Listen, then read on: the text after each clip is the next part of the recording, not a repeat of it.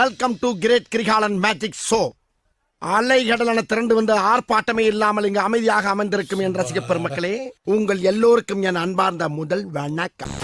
100 இல்ல 200 இல்ல கிட்டத்தட்ட 4000 சப்ஸ்கிரைபர் கிட்ட ரீச் பண்ணிட்டோம். அது இல்லாமல் கிட்டத்தட்ட 200க்கும் மேற்பட்ட வீடியோக்கள் போட்டுட்டோம்.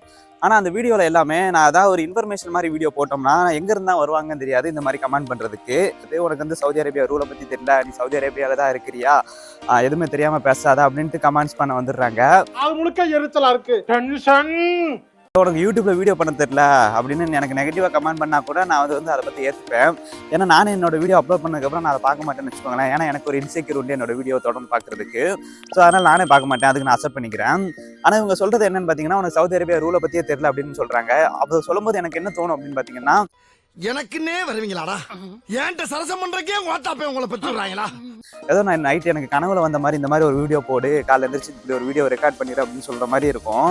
ஸோ அதனால நான் சொல்றேன், நான் வந்து கிட்டத்தட்ட 5 நாள்ல இல்லை 5 மாசமா சவுதி அரேபியாவில், நான் ஒரு 5 வருஷமா சவுதி அரேபியாவில் இருக்கிறேன். ஸோ எனக்கு நடந்த விஷயங்கள் இங்கே எவ்வளோ மாறி இருக்கு அப்படிங்கிறது தான் நான் உங்கள் வீடியோவில் நான் சொல்கிறேனே தவிர, இதுக்கு முன்னாடி ஒரு 10 வருஷத்துக்கு முன்னாடி சவுதி அரேபியா எப்படி இருந்ததுங்கிறது ஐ டோன்ட் நோ. எனக்கு அதை பற்றி தெரியவும் தெரியாது, அதை பற்றி நான் கேர் பண்ணுறதும் கிடையாது. ஸோ நான் இப்போ நடந்த விஷயங்களை நான் சொல்லணும். ஏன் கேட்டிங்கன்னா, நான் வந்து போடுற வீடியோ வந்து இங்கே இருக்கிறவங்களுக்காக கிடையாது, நான் அதே ஓப்பனாக சொல்லிக்கிறேன். இங்கே இருக்கிறவங்களுக்காக கிடையாது, இனி இங்கே ஒர்க் பண்ணிட்டு இருக்கவங்களுக்காகவும் கிடையாது, இனி வரப்போகிற ஜென்ரேஷனுக்காக தான் நான் வீடியோவே பண்ணிட்டு இருக்கிறேன். ஸோ அவங்க தெரிஞ்சுக்கிட்டுங்கிறதுக்காக தான் தவிர, நான் இங்கே இருக்கிறவங்க என்னை பாராட்டணும், என்னை மீட் பண்ணணும் அப்படிங்கிற ஆசையும் கிடையாது. நான் இது வரைக்கும் மீட் பண்ண சப்ஸ்கிரைபர் எல்லாமே நியூ சப்ஸ்கிரைபர் மட்டும்தான். இங்கே வந்தவங்களை மட்டும் தான் நான் மீட் பண்ணவும் செஞ்சுருக்கிறேன். சரி, இந்த வீடியோ நான் பேசுறதுக்கு முன்னாடி ஒரு நல்ல இடமா போய் உட்காந்துக்கிறேன். ஏன்னா இல்லைன்னா அந்நியன் நம்பி மாதிரி நந்தினிக்கு லெட்டர் கொடுத்துட்டு அங்கே இங்கே அலைஞ்ச மாதிரி அலைஞ்சிட்டு இருக்க வேண்டியதாக இருக்கும் ஒரு ரெக்கார்ட் பண்ணுறதுக்கு. ஒரு நல்ல இடமா நான் செட் பண்ணிவிட்டு இந்த வீடியோ ஆரம்பிக்கலான்னு இருக்கிறேன். ஸ்டார்ட் பண்ணலாம். ஸோ கேமரா மொதல் ரெக்கார்டாக தான் செக் பண்ணிக்கிறேன், மைக்கு ரெக்கார்டாக தான் செக் பண்ணிக்கிறேன். ஓகே, ஆனில் தான் இருக்குது. அப்புறம் என்னென்னா மைக்கை ஆஃப் பண்ணிவிட்டு நான் பாட்டுக்கு ஒரு நாள் பேசிக்கிட்டு இருந்தேன், அதனால தான் ஒரு வாட்டி செக் பண்ணிக்கிறேன். அப்புறம் கையில் என்ன கப்புன்னு பார்த்தீங்கன்னா, பேச போகிற வீடியோ வந்து கொஞ்சம் பெரிய வீடியோ, அதனால் கபசுர குடிநீரோ தண்ணீரோ கிடையாது, நார்மல் சாய் தான். ஏன்னா மணி 7 தான் ஆகுது. ஸோ காலையில் எந்திரிச்சிட்டேன் இந்த வீடியோ ரெக்கார்ட் பண்ணுறதுக்கு, அதுக்காக தான் இந்த இது. ஸோ மொதல் ஒரு கல்ப்பை ஒரு டீ அடிச்சுக்கிட்டு அப்புறம் இது என்னங்கிறத சொல்கிறேன். இருக்கட்டும், வச்சுக்கிறேன். ஓகே, ஸோ சேனலில் பார்த்து வந்தவங்க எல்லாத்துக்குமே தெரிஞ்சிருக்கும், டைட்டில் பார்த்தோன்னே வந்திருப்பீங்க சவுதி அரேபியா பற்றிய பொய்கள் அப்படின்ட்டு. ஸோ என்ன பொய்கள் அப்படின்னு சொல்கிறதுக்கு முன்னாடி கொஞ்சம் ஒரு டைட்டில் சேஞ்ச் பண்ணிக்கலாம், அந்த வீடியோவில் நான் சொல்லிடுறேன். சவுதி அரேபியாவில் நிலவிய மாற்றங்கள் அப்படின்னு வச்சுக்கலான்னு வச்சுக்கோங்களேன். என்னென்ன மாற்றங்கள் ஏற்பட்டுச்சு அப்படிங்கிறத அந்த வீடியோவில் நான் சொல்ல போகிறேன். ஸோ அவங்க கமெண்ட் பண்ணுற மாதிரியான மாற்றங்கள் ரூல் தான் இங்கே இருக்குதா இல்லை மாற்றிருக்காங்களா அப்படிங்கிறத அந்த வீடியோவில் நான் உங்ககிட்ட நான் சொல்ல போகிறேன். ஃபஸ்ட்டு மாற்றங்கள் என்னங்கிறத நான் சொல்கிறேன் கேளுங்க. நான் வந்து 2018 நம்ம நாட்டில் தான் இருந்தேன், இந்தியாவில் திருநெல்வேலியில் தான் இருந்தேன். அப்போ இந்த மாதிரி நான் அப்ராடுக்கு ட்ரை பண்ணிட்டு இருக்கும்போது ஐ திங்க் சவுதி அரேபியா பற்றி எனக்கு அப்போ தான் தெரிய வரும். ஸோ இந்த மாதிரினா ரூல் அங்கே இருக்குது அப்படின்ட்டு எனக்கு தெரிஞ்ச நண்பர்கள் ஒர்க் பண்ணுறதா இருக்கட்டும், அப்படி இல்லைன்னா யூடியூப்பை பார்த்து நான் தெரிஞ்சுக்கிட்டதா இருக்கட்டும் அப்படின்ட்டு எனக்கு ஒரு தாட் இருந்துச்சு. ஸோ இந்த மாதிரினா இருக்குது அப்படின்ட்டு. அதாவது எந்த மாதிரி ரூல் அப்படின்னு வச்சுக்கோங்களேன். இப்போ உதாரணத்துக்கு முஸ்லீம்ஸை பொறுத்தளவு 5 வேளை தொழுகணும் அப்படிங்கிற ஒரு சட்டம் இருக்குது. பட் 5 வேளை தொழுகணுமா அப்படின்னு கேட்டிங்கன்னா கண்டிப்பாக தொழுகணும் தான், அது அவங்களோட தனிப்பட்ட விருப்பம். பட் சவுதி அரேபியா பொறுத்தளவு 5 வேளை நீங்கள் கண்டிப்பாக தொழுதே ஆகணும். அது நான் முஸ்லீமாக இருந்தால் பிரச்சனை கிடையாது, முஸ்லீமாக இருந்தீங்கன்னா நீங்கள் கண்டிப்பாக தொழுதே ஆகணும். அப்படி இல்லாமல் நீங்கள் தொழுகிற டைம் நீங்கள் வெளியே எங்கேயாவது அலைஞ்சிட்டு இருந்ததை பார்த்தாங்க அப்படின்னா அதுக்குன்னு ஒரு டீம் ஒன்று வச்சுருப்பாங்க, கிட்டத்தட்ட போலீஸ்காரங்க மாதிரி அவங்க ஒரு டீமு. அவங்க வந்து கூட்டு போயிட்டு உங்களுக்கு உங்களை தொழு வச்சு அனுப்புறதா இருக்கட்டும், இல்லைன்னா கொஞ்ச நேரம் உங்களை உட்கார வச்சு அனுப்புறதா இருக்கட்டும், இல்லைன்னா ஒரு பயான் மாதிரி, அதாவது ஒரு அட்வைஸ் மாதிரி பண்ணி அனுப்புறதா இருக்கட்டும். அப்படி இல்லைன்னா சில நேரத்துக்கு ஃபைன் கூட போடுவாங்க அப்படின்னா கேள்விப்பட்டிருக்கேன். அதனால நீ வந்து தொழுவ டைமு தொழுவ பேர் அப்படின்னு சொல்லியிருக்காங்க நீ அங்கே இருக்கும்போது. அப்புறம் நான் இங்கே வந்ததுக்கப்புறம் எப்படி இருந்தது அப்படின்னு பார்த்தீங்கன்னா, 2019 நவம்பரில் நான் இங்கே வந்தேன். அதாவது டிசம்பர் ஸ்டார்டிங்லேயே வந்துட்டேன், நவம்பர் லாஸ்ட்டில் வந்தேன். அதாவது டிசம்பர் மந்த் ஆரம்பிக்கும் போது இங்கே வந்துட்டேன்.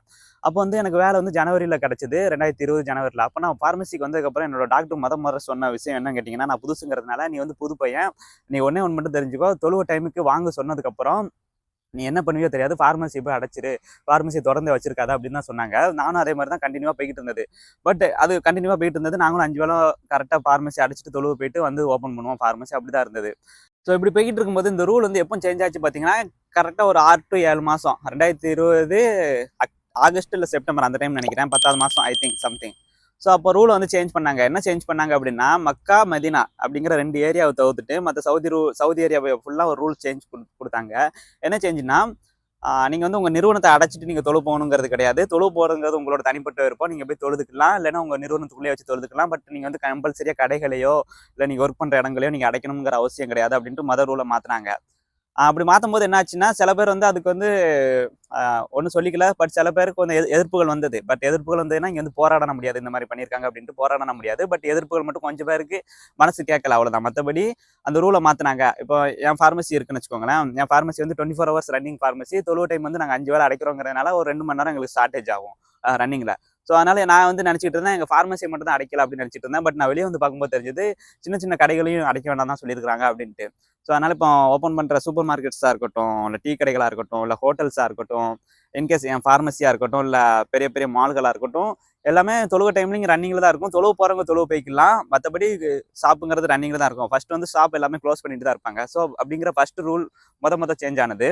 அதே மாதிரி நீ தொழுவு போகலைன்னா வெளியே மீன் எப்படி சொல்றது, தொழுவு டைம் நீங்கள் வெளியே எங்கேயா சுற்றிட்டு இருக்கிறீங்க. இப்போ உதாரணத்துக்கு வெள்ளிக்கிழமை ஜும்மா டைமாக இருக்கட்டும், இல்லை நார்மலான தொழுவு டைமில் நீங்கள் வெளியே சுற்றிட்டு இருக்கிறீங்க அப்படின்னா போலீஸ்காரங்க ஃபர்ஸ்ட் வந்து போலீஸ்னா அவங்க போலீஸ் மாதிரி ஒரு டீம் கிட்டத்தட்ட யூனிஃபார்ம் அப்படி தான் இருக்கும். ஸோ அவங்க வந்து கூட்டு போய் அந்த மாதிரி பயான் பண்ணி அனுப்புறதா இருக்கட்டும், அப்படி இல்லைன்னா தொழுவு வச்சு அனுப்புறதா இருக்கட்டும். சில பேர் நீங்கள் அடிக்கடி மாட்டினீங்கன்னா ஃபைனாக போடுவாங்க. ஸோ இந்த மாதிரி இருந்தது. ஸோ அதையும் கேன்சல் பண்ணாங்க. அந்த மாதிரி ஒரு டீமையும் கேன்சல் பண்ணாங்க. அது வந்து சவுதி அரேபியாவில் இருக்கிற மக்கா மதீனா இந்த 2 ஏரியாவை தவிர்த்து மற்ற எல்லா இடத்தையும் ஒரு லாக் பண்ணாங்க. இந்த மாதிரி சேஞ்ச் பண்ணி விட்டாங்க.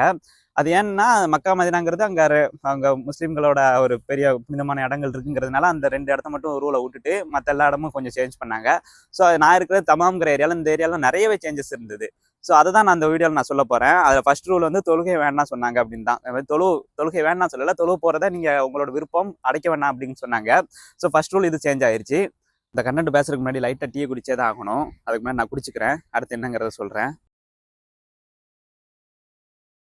இந்த சவுண்ட்லேயே உங்களுக்கு புரிஞ்சிருக்கலாம். புரியாதவங்களுக்கு நான் இப்போ எக்ஸ்பிளைன் பண்ணுறேன், இருங்க ஒரு நிமிஷம். ஸோ இப்போ பேச போகிற கண்டென்ட் வந்து உமன் பத்தின கண்டென்ட் அப்படி என்ன ப்ரோ அப்படின்னு நீங்கள் பார்த்தீங்கன்னா எனக்கு நிறைய கமெண்ட்ஸ் வந்திருக்குது. இன்ஸ்டாகிராமில் மெசேஜும் பண்ணியிருக்காங்க. அது இல்லாமல் என்னோட ஃப்ரெண்ட்ஸ்களும் தனிப்பட்ட ஃப்ரெண்ட்ஸ்களும் என்கிட்ட கேட்டிருக்காங்க. இதுக்கு முன்னாடி நான் சவுதி அரேபியாவுக்கு வந்ததுக்கப்புறம் என்ன கேட்டிருக்காங்க அப்படின்னா, இப்போ நானும் நர்சிங் ஒர்க் வந்தாலோ இல்லை அங்கே இருக்கிற ஏதாவது ஒரு சேல்ஸ்மேன் ஒர்க்குக்கு வந்தாலோ நான் வந்து கண்டிப்பாக ஹிஜாப் போட்டிருக்கணுமா ப்ரோ, ஃபர்தா போட்டிருக்கணுமா ப்ரோ அப்படின்னு என்கிட்ட கேட்டிருக்காங்க. ஸோ அதுக்கான ஒரு எக்ஸ்பிளனேஷன் பதில் தான் இது. ஃபர்தா போட்டிருக்கணுமா கேட்டிங்கன்னா நான் முஸ்லீம்ஸை சொல்கிறேன், முஸ்லீம்ஸை நான் சொல்லலை, நான் முஸ்லீம்ஸ் தான் என்கிட்ட கேட்டது. அதுக்காக நான் சொல்கிறேன். அது வந்து உங்களோட விருப்பம். அது வந்து நீங்கள் வந்து ஃபர்தா போடணுங்கிறது கட்டாயம் கிடையாது. பட் அது வந்து 2019க்கு அப்புறம் தான் இது மாறிச்சே தவிர 2019க்கு முன்னாடி வரைக்கும் நான் முஸ்லீம்ஸும் ஃபர்தா போட்டு தான் நீங்கள் வெளியே போனாலும் சரி, எங்கே போனாலும் ஃபர்தா போட்டு தான் வெளியே போகணும். பட் இப்போ வந்து அந்த ரூலெல்லாம் மாற்றிட்டாங்க. நான் முஸ்லீம்ஸு ஒர்க் பண்ணுறவங்க கேர்ள்ஸு அப்படின்னா நர்சிங் ஒர்க் பண்ணுற பொண்ணுங்க அப்படின்னா நீங்கள் நர்சிங் ஒர்க் பண்ணுற உங்களோட யூனிஃபார்ம் நீங்கள் போட்டு டாக்டர் கோட் இல்லைன்னா அந்த நர்சிங்னு ஒரு ட்ரெஸ் வச்சுருப்பாங்களா அதை போட்டுக்கிட்டு நீங்கள் வெளியே போய்க்கலாம். யாருமே ஒன்றும் சொல்ல போகிறது கிடையாது. ஃபர்தா போடணுமா அப்படின்னு கேட்டிங்கன்னா கட்டாயம் கிடையாது. அது உங்களோட தனிப்பட்ட விருப்பம். நீங்கள் அங்கே போடணும்னு ஆசைப்பட்டீங்கன்னா நீங்கள் அது உங்களோட அபிப்பிராயத்துக்கு ஏற்ற மாதிரி நீங்கள் போட்டுக்கலாம். போட வேண்டாம்னா போட வேண்டாம் தான். நீங்கள் உங்களோட நார்மலாக சுடிதாரு சேரீ இந்த மாதிரி இதிலே நீங்கள் இது பண்ணலாம். நானே நிறைய பேர் இங்கே மார்க்கெட்டில் பார்த்துருக்கிறேன். இப்போ அதை வச்சு தான் நான் சொல்கிறேன். ஆனால் 2019க்கு முன்னாடி வரைக்கும் அப்படி இருந்தது. 2019க்கு அப்புறம் இந்த மாற்றிட்டாங்க. ஸோ அதை தான் நான் இங்கே ஷேர் பண்ண ஆசைப்பட்டேன். ஃபர்தா போடாதது வந்து நான் முஸ்லீம்ஸ்க்கு நான் சொல்கிறது உங்களோட தனிப்பட்ட விருப்பம். முஸ்லீம்ஸ் கேர்ள்ஸ் அதை ஃபாலோ பண்ணுறாங்களா இல்லையாங்கிறது அது நம்ம அதை பற்றி பேச வேண்டாம். நான் இந்த மாதிரி வரப்போகிறவங்களுக்காக சொல்கிறேன். இங்கே வந்து நர்சிங் ஒர்க் நாங்கள் வரப்போகிறோம் ப்ரோ, ஸோ இதெல்லாம் வாங்கி வச்சுக்கணுமா அப்படின்னு என்கிட்ட கேட்டாங்க. அது வந்து உங்களோட தனிப்பட்ட விருப்பம் சிஸ்டர்ஸ், அதே நான் சொல்லிக்கிறேன். நீங்கள் வாங்கி வைக்கணுங்கிறது கட்டாயம் கிடையாது. அப்படி வாங்கி வச்சுக்கிறது உங்களோட தனிப்பட்ட விருப்பம், அதை நான் சொல்லிக்கிறேன். ஸோ அந்த ரூல்லாம் மாற்றிட்டாங்க. ஃபர்தா போட்டு நீங்கள் நான் முஸ்லீம்ஸ்னால் வெளியே போகணுங்கிற இருந்த ரூலெல்லாம் மாற்றிட்டாங்க. ஸோ அதையும் நான் இங்கே சொல்லிக்கிறேன். அண்ட் 3வது ரூல் மிகப்பெரிய ரூல். இதை வந்து சவுதி அரேபியாவில் அடிக்கடி சொல்கிற விஷயம். நம்ம நாட்டில் இருக்கும்போது நம்ம வீடியோஸில் பார்த்த விஷயங்களும் கூட அந்த ரூல் இருக்குதா இல்லையா அப்படிங்கிறது தான் சொல்ல போகிறேன். என்ன ரூல்னு பார்த்தீங்கன்னா, ஒரு தப்பு பண்ணால் கொலை பண்ணுறது தலையை வெட்டுறதா இருக்கட்டும், இல்லை பெரிய பெரிய தண்டனைகள் அப்படின்னா சொல்லுவாங்கல்ல. ஸோ அந்த ரூல் எப்படி இருக்குது அப்படிங்கிறத இந்த வீடியோவில் நான் ஷேர் பண்ண போகிறேன்.